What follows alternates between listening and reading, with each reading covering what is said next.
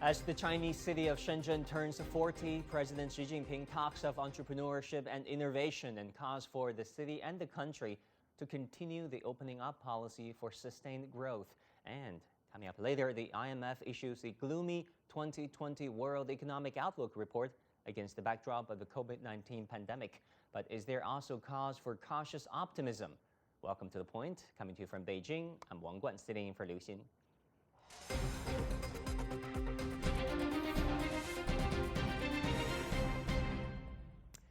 At a gathering to celebrate the 40th anniversary of the Shenzhen Special Economic Zone, Chinese President Xi Jinping delivered a keynote speech highlighting the city's incredible rise from a fishing village to a modern metropolis. But what lies ahead for Shenzhen? What is its importance to China and the world? And with renewed focus on the Greater Bay Area Development Plan, how might life in China's fastest growing city change? Joining us to discuss all these issues and more in Beijing is David BLAIR, Vice President and Senior Economist at the Center for China and Globalization, and in Shanghai, Chen JIAHE, Chief Investment Officer at Novem Arcae Technologies, a wealth management firm investing in China. JIAHE, let me go to you. But before I do, I want to share you this. 4 decades of growth has made Shenzhen rich, of course. Now it is the 5th wealthiest city in terms of GDP. During the speech, Chinese President Xi Jinping said this, and I quote, "Shenzhen has completed a journey within 40 years that would have taken cities in other countries 100 years to finish. This miracle created by the Chinese people is a record in the history of the world development," unquote. JIAHE, you lived and worked in Shenzhen for a number of years, and you lived the transformation. What was it like? Well, if you talk about what Shenzhen is like, I think I have got a lot of experience to share. I have been writing for a newspaper, writing a financial column for them, which is in Shenzhen for 11 years. So totally I have been working like 500, 600 articles with them.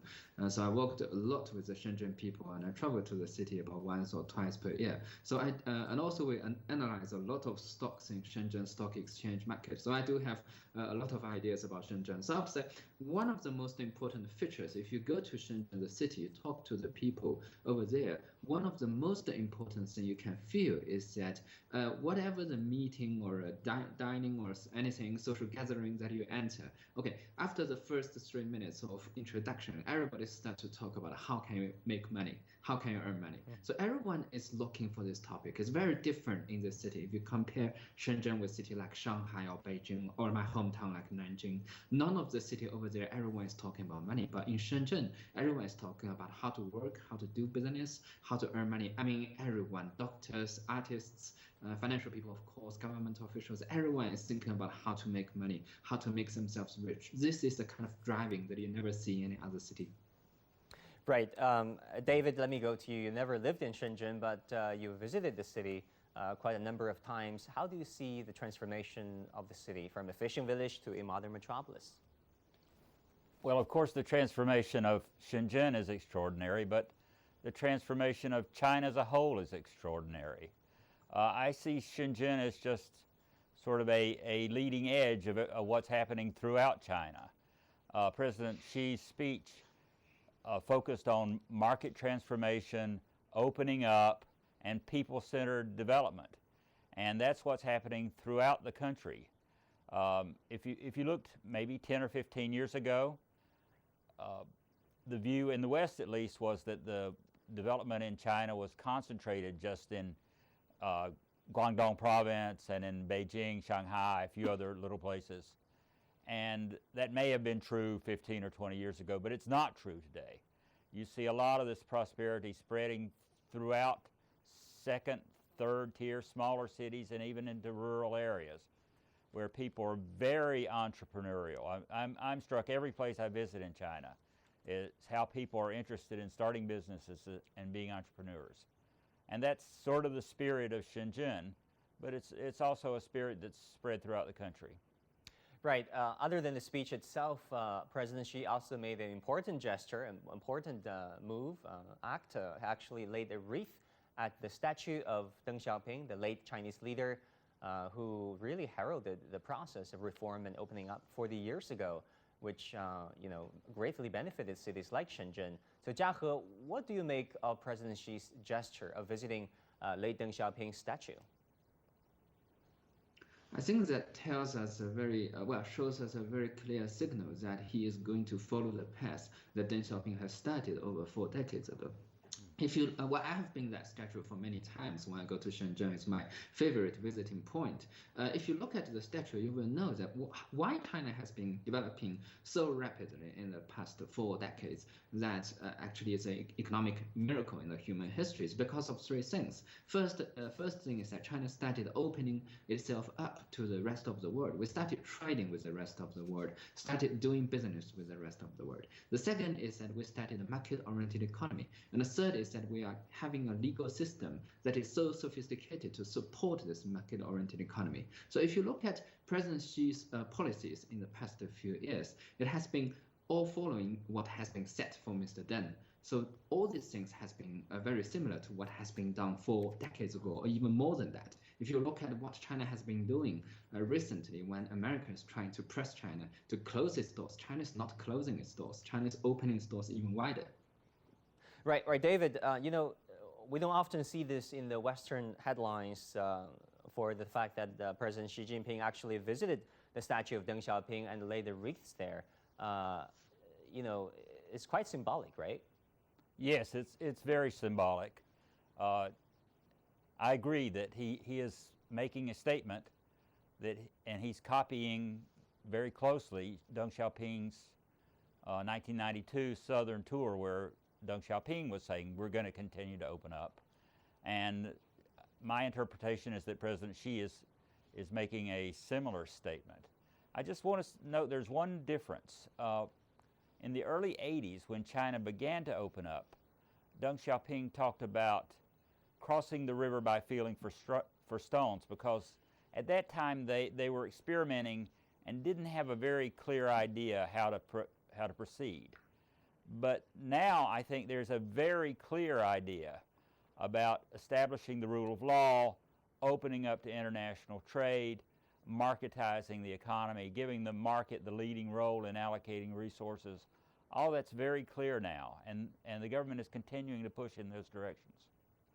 Right, talking about entrepreneurship, Shenzhen is of course a major hub for entrepreneurs and tech giants like Huawei, Tencent, and car maker BYD. In China, it is also known as a city for the young people, for tech companies. In his speech, President Xi Jinping also said this. He said, we should further galvanize and promote the entrepreneurial spirit, protect the legitimate rights and interests of entrepreneurs, property rights as well as intellectual property rights in accordance with the law, so as to motivate enterprises to start up and develop their businesses. Of course, the West is never going to be satisfied with the progress of China's IP protection laws and the regulations. But JIAHE, do you think the Western understanding of IP protection in China is oversimplified? Well, what I think is that China is really doing its best to protect these IP rights and things like that. I personally do feel that, because I have been publishing like 2 or 3 books in the past few years. And I feel the protection of IP rights has been much better if you compare that with like 10 or 20 years ago. So China is working really hard on that. It's not to satisfy the requirement from the Western society only. It's also because China realizes that if we want good technological innovation, if we want to improve the social efficiency, we have to protect these IP rights. So when Western societies are looking at us, they may say, well, you're not doing so good as Western countries are doing, like Europe has been doing. Well, there are 2 things. The first is that China is a developing country. We are currently just passing the threshold of $10,000 per capita GDP. So there must be something that we are not doing good enough. The second is that I think they are really looking at where China is not doing good enough, but forget to look at how much progress China has been making. I mean, even if when you go to countries like United Kingdom, where I have been there for 5 years, you still feel some of the rights are not protected. I mean, China is growing right now. Our per capita GDP is only like 1/6 of United States. So there is a lot of things that we can do in the future. And I think China is working its best to work on it. Right, David, in your opinion, what did Shenzhen do right, actually, to become entrepreneur friendly? Well, as I said before, it parallels the whole development of China. I think one emphasis that when the current government came into office in 2013, they had a very clear development plan that emphasized the leading role of the market, establishment of the rule of law and enforcement of contracts. It's very straightforward implementation of good market institutions, and that's been transformative. China has followed a very different path than, say, the shock therapy that Russia and Poland followed in the early 1990s, which really devastated their economies. Instead, China has had a progression of market reforms. It's just about every month there's a new market reform announced, and that's going to continue. That's one of the big messages of this visit, is that progression is going to continue.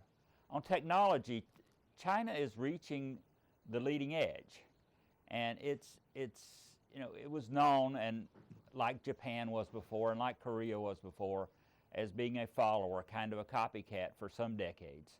But it can't do that anymore because it's already reached the leading edge. And Shenzhen in particular is an amazing place that I'm not sure there's any other place like it in the world, where it combines technological research and manufacturing. People say Shenzhen is the Silicon Valley of China, but it's not. It's much more than that. Silicon Valley can't manufacture anything. It's lost all its manufacturing capability. It's a bunch of offices where people are doing software and design. Shenzhen has the manufacturing capability and is moving into the software and design part. So I think that's a very big step. I have never bought the argument that a country can focus just on design without actually having manufacturing capability.